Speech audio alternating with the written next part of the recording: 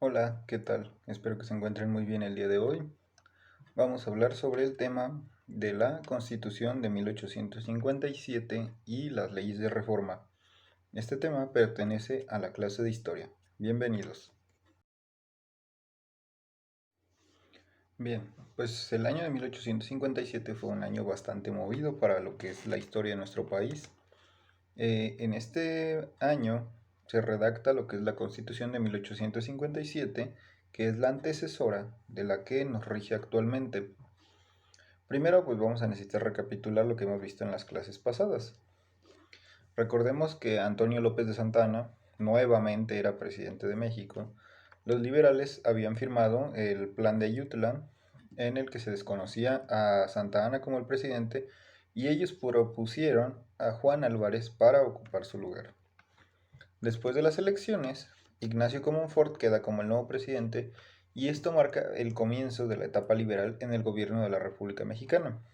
Por eso existía la necesidad de establecer algunas nuevas leyes y por lo tanto una nueva constitución que le diera un sustento, valor a ese proyecto de nación. Al gobierno liberal pues le urgía impulsar los distintos cambios económicos, políticos y sociales en el país y con ello impulsar un nuevo proyecto de nación que se centrara en los ciudadanos del país y no en su gobierno. Era una necesidad primordial de nuestro país reformar sus leyes a pesar de que ya llevaban más de 3 décadas como una nación independiente. Había muchas costumbres todavía que venían desde la época colonial y que seguían imperando en lo que es nuestro país. A pesar de que ya teníamos bastante tiempo como nación independiente, aún quedaban residuos de la colonia. Ya se había quedado atrás el gobierno en forma de monarquía para pasar al de la República, pero aún así existían muchas situaciones de injusticia que habían cambiado muy poco o nada. Desde ese entonces continuaban los privilegios de la Iglesia, la cual no pagaba impuestos, tenía muchas propiedades y riquezas, y a través de la educación controlaba las conciencias y las lealtades de la población. El ejército también se había convertido en un grupo muy privilegiado que tenía una enorme capacidad para influir con la violencia en las decisiones políticas. Existía una constante desigualdad social y la falta de libertades en muchos aspectos fue fundamental para empezar una nueva serie de reformas que modificaran esa situación. Ahora, les voy a explicar a detalle las leyes que fueron impulsadas en este periodo y con ello podemos hablar de lo que contenía cada una. Estas son a las que se les conoce como leyes de reforma. La primera fue la Ley Juárez. La Ley Juárez fue redactada en el año de 1855 aproximadamente. En este año Juárez acababa de ser nombrado como ministro de Justicia y en ese cargo, el 23 de noviembre de 1855, decreta la denominada Ley Juárez. Se le conoce así esta ley porque él fue su principal promotor, pero la ley iba enfocada, tenía como objetivo eliminar los principales privilegios de los miembros de la Iglesia y del ejército. Recordemos que se venía de una época en donde la Iglesia tenía un enorme poder en México, a tal grado que en la primera constitución de nuestro país se establecía que solamente existiría una sola religión en nuestro país y por lo tanto, entonces también existía una figura que se conocía como fuero. Eso, el fuero básicamente pues era una inmunidad legal que recibían tanto el ejército como la iglesia y este permitía que en caso de algún crimen ellos fueran juzgados por sus propias instituciones y no en los tribunales civiles. Es decir, que si algún sacerdote o algún soldado cometió un delito, los tenía que juzgar tanto la iglesia o el ejército respectivamente, pero no un juzgado civil como a las demás personas. Entonces, pues esto no les daba igualdad ante la ley. Con esta ley se buscaba que se pudiera juzgar por crímenes comunes a los miembros de tanto del ejército como de la iglesia. Y eso permitía que todos fueran iguales ante la ley. Pero no iba a bastar con eso. Por eso hubo una segunda ley que impulsaba este cambio.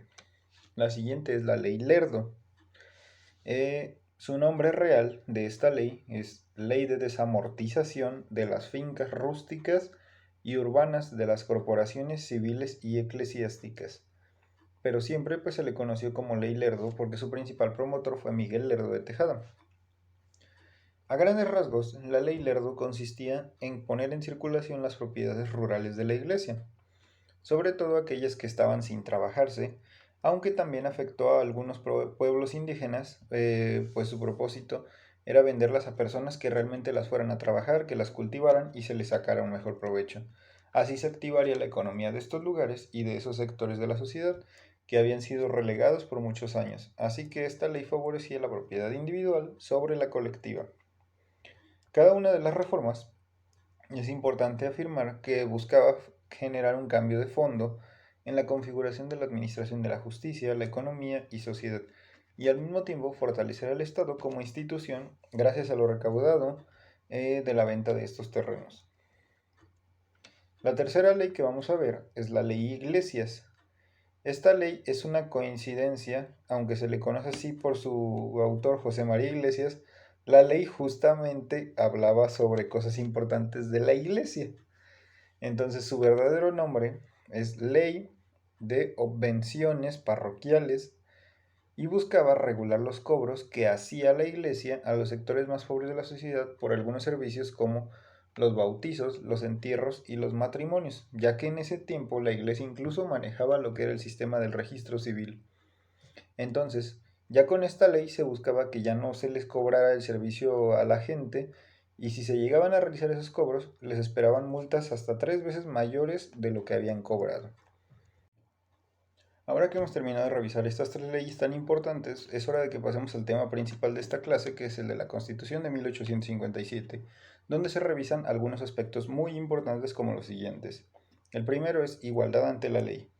El primero de estos puntos medulares de esta nueva Constitución fue que estableció una igualdad ante la ley de todos los ciudadanos, prohibiendo además la esclavitud. Ya no se podía tener esclavos en este país. Eso venía ya desde las constituciones anteriores, solamente se reafirmó. El siguiente punto sería educación libre. En el caso de la educación libre, México se declara un país libre en el aspecto de la educación y la educación oficial sería independiente de la iglesia y no buscaría un adoctrinamiento religioso, es decir, que la educación sería laica. No solamente eso fue un cambio importante, sino también el hecho de que era la primera vez que en una constitución se hablaba de educación. Eso también resultó bastante primordial. El tercer aspecto, perdón, que se buscó fue la abolición de los castigos corporales. Cuando se juzgaba a una persona, antes se le podía dar una pena de castigo corporal o incluso de pena de muerte. Es en esta constitución donde se prohíbe la pena de muerte, así como los castigos corporales. Otro aspecto sería la libertad de expresión, donde se agregó de manera expresa la libertad de expresión. Con esto se permitía que no solo los medios oficiales pudieran opinar, sino que se le daba la apertura a los diversos puntos de vista, aunque fueran contrarios a las ideas del gobierno en turno. Y por último, se realiza la abolición de los fueros militares y eclesiásticos, donde se suman de manera directa algunas de las leyes antes mencionadas, dándoles un valor constitucional. Tanto la ley Lerdo como la ley Juárez y la ley Iglesias entran dentro de la Constitución y ahora ya eran reformas de nuestra Constitución del país, hablando de los temas que ya se trataron anteriormente. Todo lo que viene en esta Constitución pues fue un gran cambio en comparación a lo que era el país en las primeras décadas como una nación independiente. Aunque no todo eso se aplicó por completo en cuanto se aprobó la Constitución, pero sí fue el punto de quiebre para iniciar ese proceso. Más adelante llegarían más cambios, como los propuestos por Ignacio Ramírez unos cuantos años después, quien abogó fuertemente en favor de la educación para mujeres e indígenas, dos sectores que habían sido relegados en el progreso de nuestro país. Durante esta clase, pues hemos aprendido sobre las leyes de reforma y la Constitución de 1857. Aprendimos sobre su importancia en el desarrollo de nuestra sociedad como parte de los cambios que impulsaba. También se entendió la importancia de que estas leyes pudieran ser aprobadas para que el país se despegara de las estructuras colonialistas que aún estaban muy arraigadas por fin. Espero que este video les haya gustado. Les mando un saludo, nos vemos pronto. Hasta luego.